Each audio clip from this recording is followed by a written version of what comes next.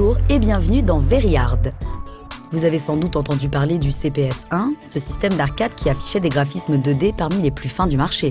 Cela tombe bien d'ailleurs car ce n'est précisément pas de ces graphismes dont je vais vous parler. Non, aujourd'hui nous allons nous pencher sur le processeur sonore de l'évolution CPS Dash du CPS-1, le Q-Sound. Un processeur révolutionnaire qui répondit à une envie bien particulière des programmeurs, avoir un son en 3 dimensions.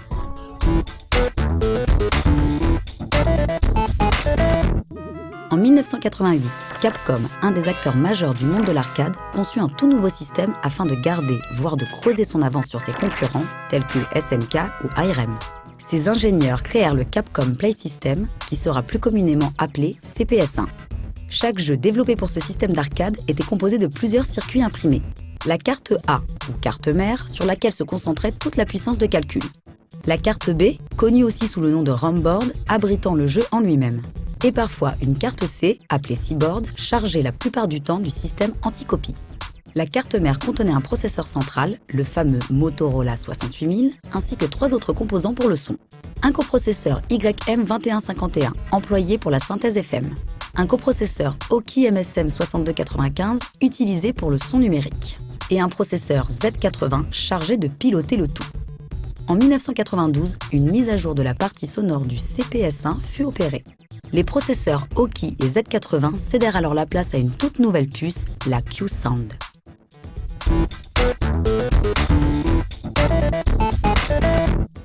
En 1986, dans une province du Canada, Larry Rickman fonda la société Archer Communications, spécialisée dans le traitement du son. Rickman et son équipe développèrent un concept d'algorithme permettant un rendu sonore en 3 dimensions diffusé par le biais d'enceintes ou de casques stéréo. Cette technologie révolutionnaire fut baptisée Q-Sound. Pour pouvoir bénéficier de cette évolution majeure, il existait 2 possibilités. Soit traiter directement le son lors de l'enregistrement du master sur support CD, comme, par exemple, le groupe Pink Floyd qui l'employa sur son album live Pulse. Ou alors utiliser un coprocesseur dédié, chargé de créer directement l'effet 3D. Le procédé Q-Sound fut proposé à Nintendo qui refusa d'en acquérir une licence. D'autres sociétés furent sollicitées et se montrèrent autrement plus intéressées. Parmi elles, Capcom, dont les ingénieurs décidèrent d'intégrer le procédé Q-Sound sous la forme d'un coprocesseur, baptisèrent leur nouveau système CPS Dash. Capcom devint ainsi le pionnier du son multidimensionnel pour les jeux d'arcade. Et cela malgré la cacophonie que l'on peut rencontrer dans la plupart de ces salles. Mais malheureusement pour le système CPS-1, qui arrivait en fin de vie, seuls 5 de ces titres profiteront de cette évolution. Warriors of Fate, Cadillacs and Dinosaurs, The Punisher, Saturday Night Slam Masters et Muscle Bomber.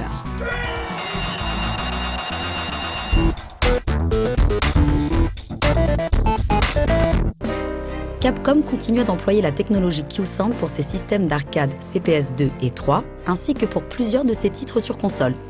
Le Q-Sound fut également utilisé par Sega pour Echo the Dolphin et Sonic CD, tandis que Sony l'inclut dans ses systèmes d'arcade ZN1 et ZN2.